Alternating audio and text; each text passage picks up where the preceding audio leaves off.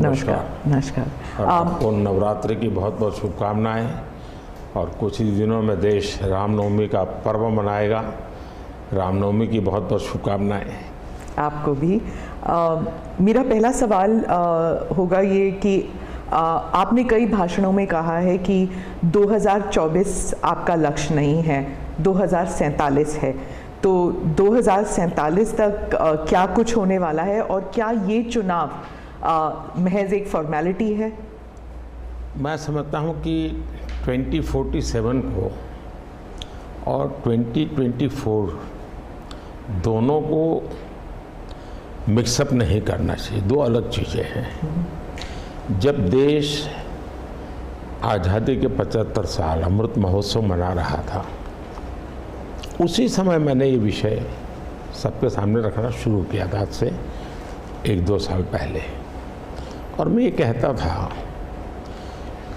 कि 2047 देश की आज़ादी के 100 साल होंगे। स्वाभाविक रूप से ऐसे जो माइलस्टोन होते हैं वो एक प्रकार से नया उत्साह भरते हैं, नए संकल्प के लिए व्यक्ति को तैयार करते हैं।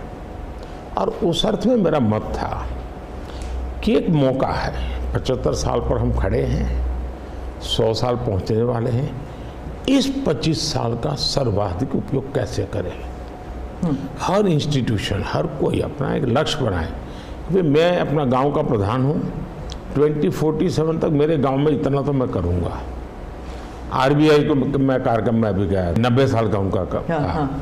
तो मैंने कहा कि 10 साल बहुत महत्वपूर्ण है, आपके 100 साल होंगे, इस पर अभी से सोचिए। तो मेरे मन में 2047 ये भारत की आज़ादी के 100 साल और देश में एक प्रेरणा जगनी चाहिए। और आज़ादी के 100 साल अपने आप एक बहुत इंस्पिरेशन है, किसी व्यक्ति की जरूरत नहीं है। तो एक पार्ट तो वो है। दूसरा है 2024। 2024 ये चुनाव का हमारा जो क्रम है 5 साल का, उसके हिसाब से वो आया हुआ क्रम है। और मैं मानता हूँ कि चुनाव ऑल टुगेदर डिफरेंट थिंग है। एक तरफ इस चुनाव में आप देखते हैं, लोकतंत्र में चुनाव को हमने लाइट नहीं लेना चाहिए। ये एक बहुत बड़ा महापर्व है और इसलिए मेरा तो मत है कि उत्सव के रूप में मनाना चाहिए।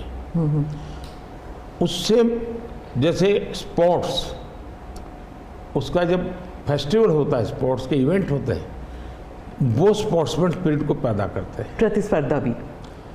जब खेल का मैदान होता है तो देखने वाले, खेलने वाले, स्पोर्ट्समैन स्पिरिट का एक एनवायरनमेंट क्रिएट होता है जो हमारे संस्कार बन जाते हैं।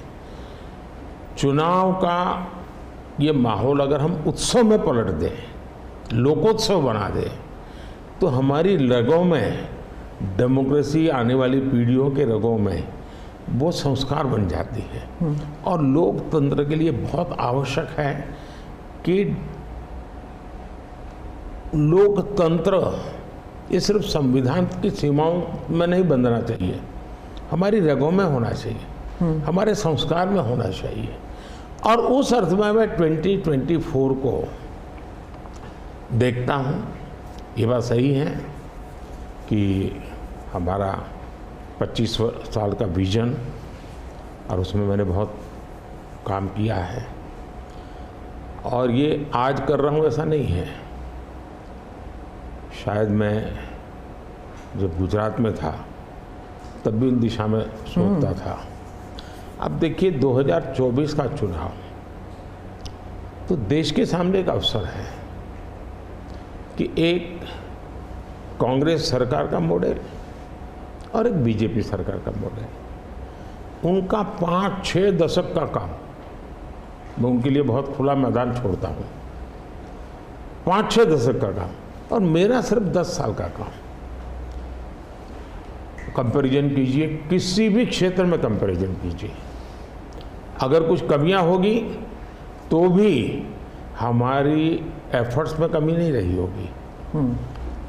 दूसरा, मुझे 10 साल में 2 साल तो कोविड की लड़ाई में जाना पड़ा और आफ्टर इफेक्ट भी बहुत था। फिर भी आज हम कंपैरेटिवली देश को स्पीड कहो, स्केल कहो, सर्वांगीण विकास की बात करें तो वो कहें, सर्वसमावेशक विकास की बात कहें तो वो देखें। हर पैरामीटर पे आपको कांग्रेस के मॉडल से एक ऐसा मॉडल नजर आ रहा है कि हाँ, इस रास्ते पर हम चलेंगे इतनी गति से, और गति और बढ़ानी है मुझे। अगले टर्म में गति भी बढ़ानी है और स्केल भी बढ़ाना है, तो वो तो मेरा लक्ष्य ही है। दूसरा, आप देखेंगे कि जब देश चलाने की देशवासी जिम्मेवारी देते हैं तो आपका सिंगल माइंडेड फोकस होना चाहिए। देश के लोग दुर्भाग्य से पहले की राजनीतिक कल्चर ने परिवार को कैसे मजबूत बनाना,